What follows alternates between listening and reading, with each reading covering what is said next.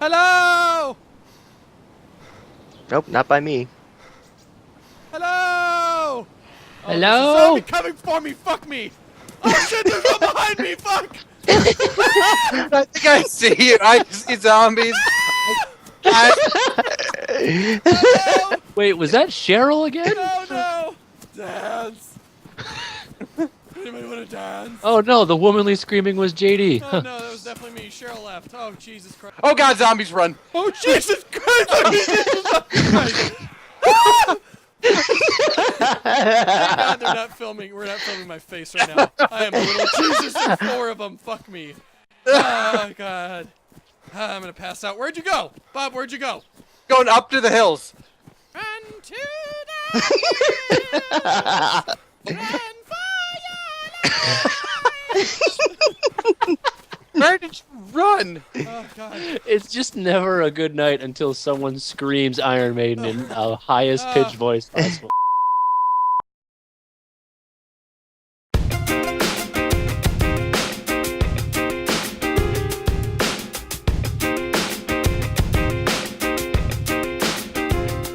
Hello, everyone, and welcome to the Hipfire podcast/show. We've kind of resolved that we're now just going to call it the show because we're that creative. So I am Joe with Hipfire Gaming, and I am JD. we're two idiots to talk about games. So hopefully by now you've noticed that the audio quality is much, much better. I picked up my microphone and a couple other upgrades. But today we're going to hit on a couple topics. We actually had a whole bunch of things planned, and then we got a story about Michael Pachter calling Watch Dogs, saying that it was headed for disaster. So we're going to start with that and then kind of segue into another interesting topic. So basically the topic of the day is delays. So JD, as you know, Watch Dogs, one of the most anticipated launch titles. It was supposed to come out with the PlayStation and the Xbox One. Didn't do so. Actually, it was a huge bummer for me personally, because I was looking forward to something like that. And it looks super interesting, and I think to a lot of people it looked done or close to done. And it was just kind of weird that they all of a sudden said it's not coming out. Pushed it back, said that they were going to polish quite a bit. And the actual story that I'm referencing here just comes from earlier this week on a episode of Bonus Round is the name of this program on Game Trailers, a kind of a roundtable discussion with some industry insiders. Really cool show if you get a chance to check it out. Jeff Keighley asked if there were any games that publishers were betting big on that didn't deliver, and actually a phenomenal answer was from Michael Pachter. Was Watch Dogs obviously can't deliver if it doesn't have a chance to. And he actually said, I'm just going to kind of paraphrase and jump down, but he basically says, I'm hopeful that the 6-month delay makes the game great, but I think it was headed for disaster. So what do you think, JD? Do you think a delay might be justified in certain scenarios, or is it something that's kind of never okay if you say the game's going to come out this day? I think it's a big deal in this case as far as their delay goes. I think that in this case it was warranted if they don't feel like it's ready to go. I know you and I have talked a little bit about it and spoke to the idea that if they're coming out with another Battlefield, it's like Battlefield 3, 4, 5, or something like that. Obviously, it's a little bit different, but in the fact that this is a brand new game and a brand new IP, getting it wrong the first time would be a really, really big deal and something that could really screw things up for him. So if they felt like it needed more time to polish, that's completely understandable. But it's tough to say. I think in this case, I would have to go with trusting the company and the fact that they think they're going to come out with something better. If we have to wait a little bit longer, then so be it.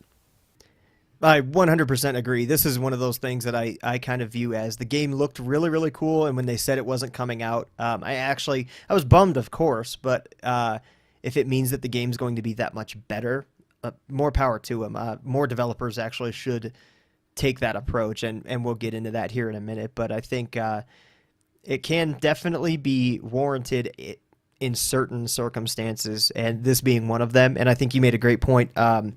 With a franchise like this, well, they plan to make it a franchise at least. Right now, it's just an IP or a single title. It's crucial to get it right the first time. We wouldn't have Gears of War 2 and 3, and unfortunately Judgment, if the first Gears of War wasn't a blockbuster. Same goes for Halo, as you mentioned, Battlefield.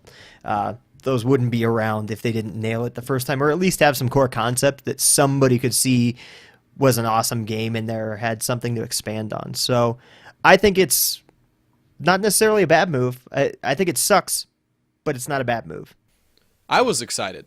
I was super excited. I still am. I think that Watch Dogs is going to be a really, really cool game. And watching the gameplay, it's really hard to believe that they weren't ready. But obviously, you can put together that 5, 6, 10-minute film of gameplay pretty easily. Obviously, if you have the basic building blocks of just that area, they could easily put that 10 minutes together. That's not to say the entire game is complete or that it's well polished like that in all senses of the rest of the game. So I'm still excited for it, but obviously, like you said, I'm bummed out. I was really, really excited for that game. That was something that I've been looking at for a while now when it first came out, and I started hearing about it, watched some videos, heard more about kind of what the idea behind Watch Dogs was, the idea of being able to hack into anything. Watching a guy go through with his cell phone. I know one of the videos I watched is when he went into the club and was able to scan everybody inside the club, and then was able to find the secretary and figured out that the secretary was calling the boss in, and that's exactly what the guy wanted. He runs outside, puts his mask on, which I thought was really, really cool, and goes out and turns on all the stoplights, so then the entire intersection turns into this huge car accident, and the boss is involved with it and slides over a car hood and starts shooting at a security guard. So obviously something like that got me, really, really excited for the game, and that was a while ago when that came out. So it's tough to say what their mindset is, and obviously they had an idea of why they're going to do it, but we'll see, man. Hopefully it pays off. I'm a little nervous, but I'm also still excited about the game to come out because I think the concept is pretty miraculous.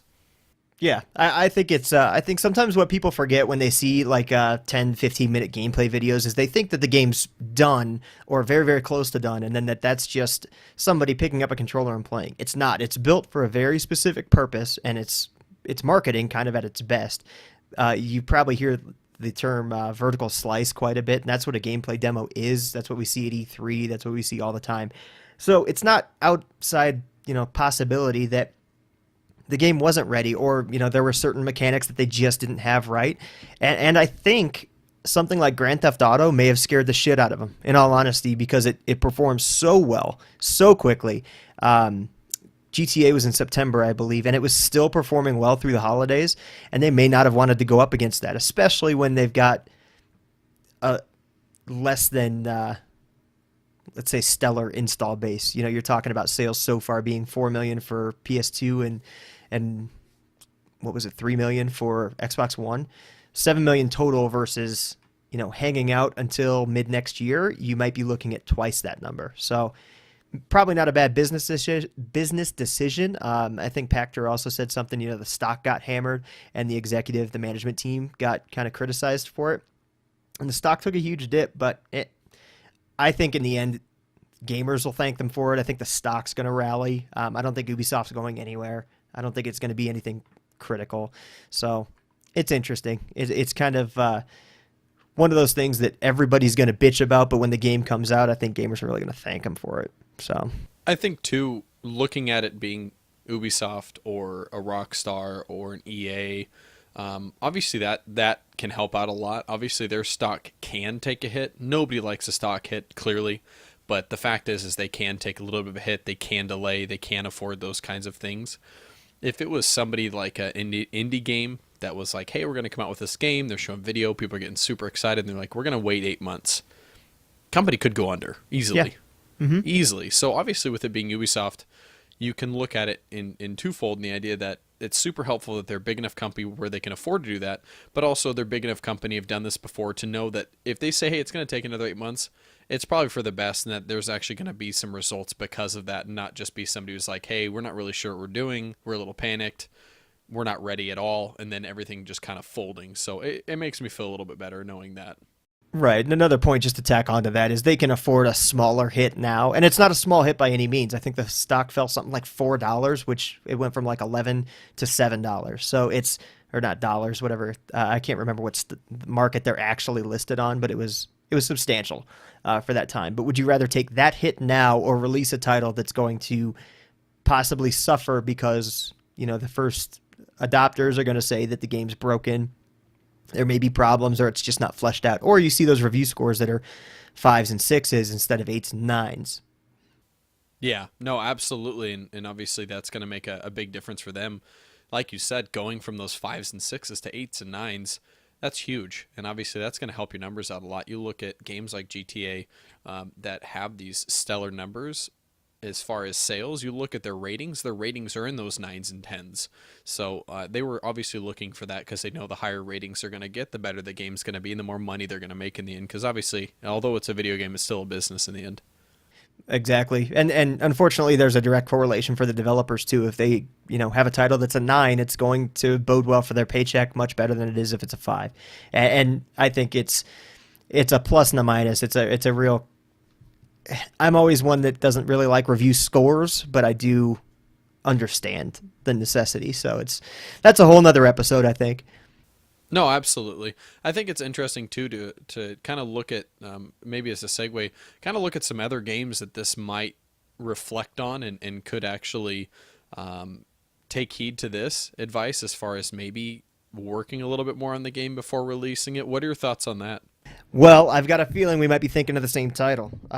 So we are both big Battlefield players, and the question has to be asked: would a game like Battlefield I don't think EA would ever delay a Battlefield, so it's not surprising that the game came out right on time, right before the holidays, blah, blah, blah. They did it.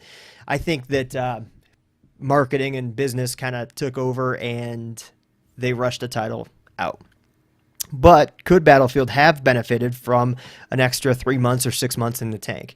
I think definitely. Battlefield now is a different game than Battlefield was when it first came out. I could barely play on PS4. I only bought it for PS4. I will buy it on PC more than likely because I think it is at its very core, it's an awesome game. It really is. I just got done playing, and I was having a blast. I'm going to go back and play again. I was just telling you before the show, I've got the itch, so we need to hurry this up.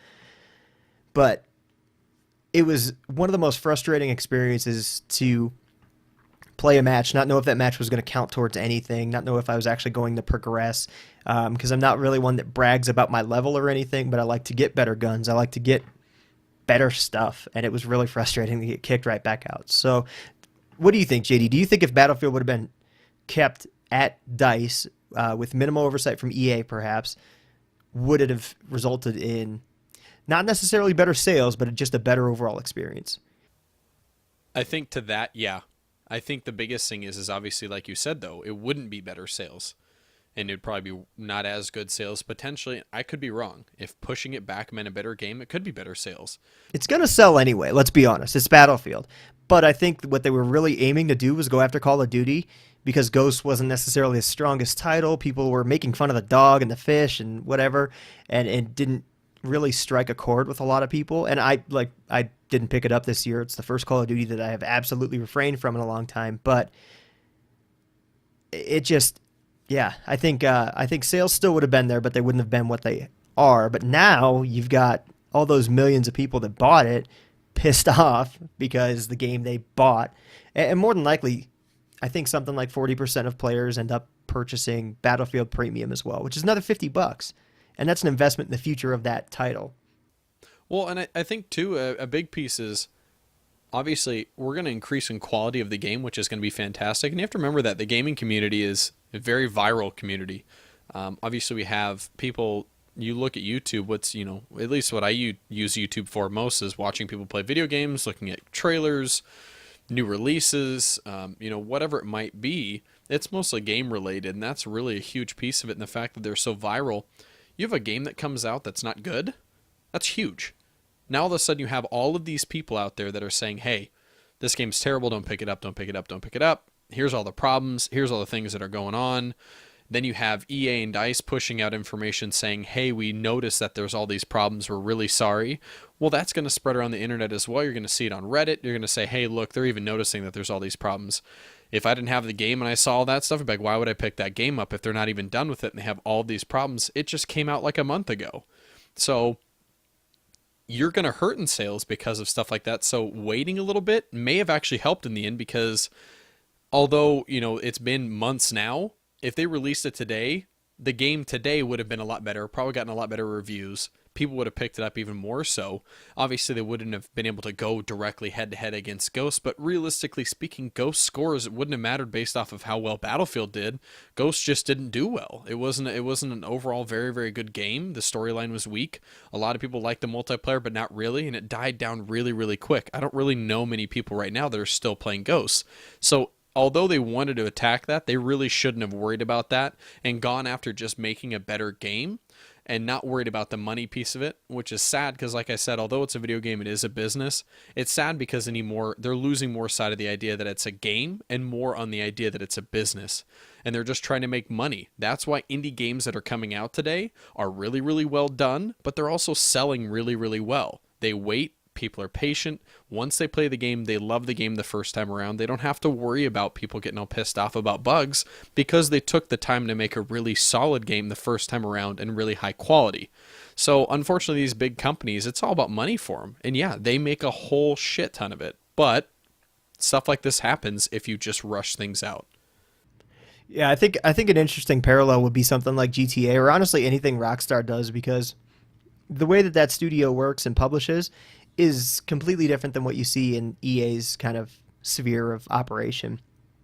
The GTA came out when it was ready, when it was the best possible game that game could be. Granted, we can argue about GTA Online and that experience, but that's different. They were trying something absolutely new and trying to innovate within that space, but they didn't rush it, and the game was fantastic. I had a blast with it in those first 2 weeks, and I still have a blast with it. And I can't even say that GTA Online really soured my experience of the whole game because it was still fun, when you could get in, when you could play with your friends. And LA Noire, Red Dead Redemption, they were all great experiences. Although, some of them, like LA Noire, for instance, wasn't really my cup of tea, but I played it, and it was a damn good game. It was just different. Table tennis was awesome. I thought you were going to say something bad about it. I was going to lose my mind because that's one of my favorite Xbox 360 games is my table tennis game. Oh man, they did a good job. It shouldn't have been as fun as it was. It really shouldn't have. But I mean, if those big publishers, and I just wonder how much that relationship between EA and DICE, because that's become a super tight partnership. I wonder how much pressure, or how much DICE was under the thumb on that one. Were they getting put to the board saying you have to get this out by this date? And then they just throw it out. And I have to applaud the Battlefield community team because they actually have been extremely transparent. And we can get to it in a minute. I'll ask you another question. But there's a story about what they're doing in February. It's really cool. But the question will be, is it enough to get people either back or get those players that didn't pull the trigger because of all the bad news to jump in? Yeah. So that's another thing. I think it's hard to say. I think the biggest thing is obviously the transparency is fantastic. Being able to be honest and upfront. I think the biggest one I know that I was really, really excited about, and something that you and I had shared with each other, was the fact that they came out with their, on their community forums, they came out with that sheet and said, here are all the problems that we know about. Here's exactly what we're doing. This one's at this stage, this one's at this stage, and this one's at this stage. We're going to let you know the next update that's going to be pushed out, this one's going to be fixed, this one's not. We're still working on this one. That's fantastic. Yeah. I want to know, I don't want to see, like when you look at like an iOS app, kind of a segue, if you look at an iOS app, it says bug fixes. I have no idea what that means to me. Neat. That's great. Thanks, guys. I really appreciate that. Yeah, yeah, exactly. Tell me what you're fixing. I want to know what you're fixing. I know there's a lot of people who don't, but at least provide me the changelog so I can go look at it. That's a piece that I absolutely love about the guys over at Mojang doing Minecraft. They're like, here's the newest update. Here's literally every single thing that we did, and if you want to read about it, here's exactly what we did. We made a list of it. Go ahead and check it out. Something like that's fantastic. Then I can go, oh yeah, I did notice that this was a problem before. Now it's gone. You're right. But them seeing that, hey, we noticed that you have issues with joining your friends. We have an issue with it saying no free commander slots available when the server is wide open and you're trying to join a friend of yours. We know, we see that, we see this lag. And then they're like, hey, you didn't even see this, but this was going on, this was going on, this was going on. I'm like, wow, they're really diving deeper than even what I'm seeing to really make sure that the gaming experience is solid. But then it also is that thing, I kind of go back to it and go, well, why didn't you do that in the first place and really check for that? You came out with a beta. You had all these people testing this game. You're a huge company. And it could be that EA had, their thumb on them. They could have been like, hey, this is what you need to get done. And it could have been DICE starting out saying, hey, we have all these great ideas. This is what we want to do. And EA's like, yeah, go for it. Absolutely.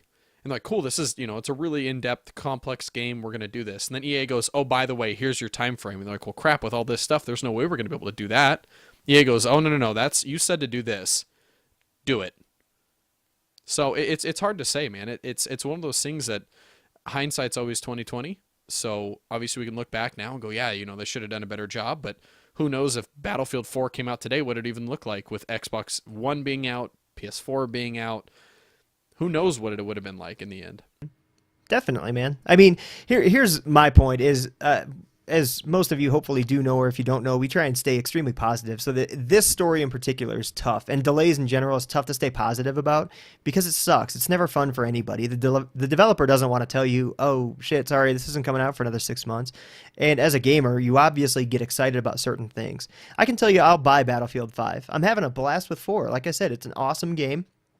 I've had some of my dumbest moments, funniest moments in any Battlefield game ever have been in that. There's certain things that I love, certain things I don't like as much, but it's a good thing. And I think what'll bring me back to Battlefield is that transparency and is that communication and is things like I'll just jump right into this. On Battlefield's blog, they have announced February is Player Appreciation Month, which they've done double XP before as kind of a makeup, like, hey, sorry guys, but this is big. For those familiar with the series. With Battlefield 4 in particular, you get battle packs unlocked at certain levels and at certain times, depending on how you progress and all this stuff. So there's 3 levels: bronze, silver, gold. Basically, every single day of the month, every weekday, you get a bronze battle pack. Every weekend day, you will get a silver battle pack. You'll also get a community challenges to unlock gold battle packs throughout the month, like collect X amount of dog tags. Similar to Assassin's Creed has, kill X amount of whales, everybody gets something cool. 2 double XP weekends, one for everybody, an additional one for premium members. Goodness, what else? Shortcut kits. Basically, you get every pistol and grenade option unlocked immediately, which are actually the grenades I unlocked pretty quick because I just spam them and they were way overpowered real early. But the pistols are actually fairly difficult, and some of it can be real tough, especially on console. There's no pistol-only servers or anything like that. Premium members will also get the DMRs, which are severely underpowered and allegedly getting a buff here soon, and shotguns, which is really cool because it took me a while to get shotguns unlocked. And it's important to note those are extremely or 100% optional. So if you don't want to taint the game, you want to unlock it yourself, by all means, go ahead, knock yourself out. But for those that are newer to the game, don't have the time, for instance, go nuts. But there's some good news in here. I mean, I think they're making legitimate efforts to kind of make it up to players. The battle packs, for instance, every single day you don't have to play. You can just log in and you get your bronze or silver, and that's usually at least 1 XP boost, a couple of sites, maybe a picture for your online battle log, which I don't know too many people use, but camos for your guns, camos for vehicles. I think it's cool. What do you think, JD? I think it's cool. Honestly, that's a big deal. I remember when you told me about that. That was exciting to hear because it really shows that they're trying, and it's kind of like saying sorry. And I know it's like the incentive pack that GTA came out with, and they're like, hey, have all this money. We're really sorry. Go buy something fun. It's that same idea. And obviously Rockstar still did a great job, but they're still doing that. So it's a big deal that that Battlefield and the guys over at EA and DICE are taking this seriously and going, hey, we screwed up. We put out the game a little early. We're sorry about that, but we're going to try and make it up to you by not only making sure that we're doing a good job of fixing the game, but also to kind of pay you back for the time that you may have lost or the XP that you didn't get to get this bronze battle pack or this silver battle pack or that camo or whatever you were looking for and really driving for. Those times that you got dropped or you lost XP or you got kicked out in the middle of a game when you're going like 19-1, we're sorry. And that's really what it is. It's a sorry, but they're doing it in a positive way, which obviously for us, you and I at Hitfire, is a big deal. We're trying to keep things positive, and they're not doing it in a negative way by just putting out a letter. They're really putting their money where their mouth is by saying, hey, here, have this stuff. And it's not going to hurt them any for them to be like, here, have these free unlocks. It's not like that's going to damage their company or make them lose any money. So it's a win-win in the end. They're able to provide free stuff to make people happy, and it'll work. I know that'll make me happy, and being able to have something like that is obviously something that's pretty cool and something that people are going to enjoy. And some people may say, hey, no, you already lost my business, but at this point, it's the last ditch effort, I guess, in any case, for them to really try and push home, saying, "Hey, we're sorry for what we did." No, I completely agree. I think it's an awesome gesture. I think it's the right call. It's the right time. It's, a little bit after the holidays. It's kind of dying down a little bit. I really do hope they announce something with the Second Assault DLC coming. For those not familiar with that, it's some of the coolest maps from the past. Gulf of Oman's the one I'm really excited about. I liked that map like as it was, but the Levolution event on that is actually a sandstorm. So that, from all the footage I've seen, looks That sounds terrifying. That Yeah, sounds terrifying. right? Yeah, it looks incredible. You'll be. We may have to link the video because it's just outrageously cool. Other ones like Operation Firestorm, and let's see what else comes back. Caspian Border. They made the tower, I guess, explode, but it's bigger. Wow. It's really cool, and it's unfortunate that because of all the problems, they've said, "Hey, we can't do anything else. We can't touch a single thing until we fix the core game." For instance, Xbox One got Second Assault early. PS4 and PC were supposed to get it relatively shortly after. I think it's like 2 weeks or a week. They stagger it for some exclusivity reason and probably money again. But no announcement when it's coming to PS4 and PC, as well as Xbox 360. I don't think has it yet, but I may be very wrong on that, so feel free to correct me. But I hope that comes out soon. I think it's a really good gesture. I hope that people give the game a chance. I think that's, I think it's all the right moves, all the right places. Unfortunately, it's a lot of, covering up for prior stumbles. But I think my final point will be I don't think that as gamers we can expect a flawless product, especially in AAAs, because we do expect so much. They're pushing the envelope so far with what they have to do. GTA Online's a great example. Nobody's done that before. Especially on consoles, especially on Xbox 360. They were pushing that console, that infrastructure, and everything to the limit. So for gamers to expect an absolutely flawless launch, I'm sorry, it's just not going to happen. And it probably will be quite a while before that does happen. I don't know what your thoughts might be on something like that. I completely agree, actually. I think it's obviously gaming development is getting huge and something that the market's getting a lot larger, and they're noticing the positive nature of what games can bring for a society as a whole, and also just entertainment value. Obviously, you see that by these things that are coming out as far as the other kind of medias go, with movies. Obviously, they talked about how they're going to come out with Steven Spielberg's doing a thing with Halo, and that they have the guy who did the Forward Until Dawn video, he's doing the pilot for it. And it's a live-action Halo thing. So obviously that's really speaking highly to video games in general and how they're really affecting media and how large it's getting. So with that, obviously, there's a lot more demand. Just like there's a lot more demand for movies and these great movies. If you notice the decline in movies in general, it's becoming very stagnant. And these really rich ideas that came out years and years ago, well before you and I were alive, when movies were really, really big, all these movie ideas were very well in depth, and they took a while to come out, and it wasn't one every year kind of a thing.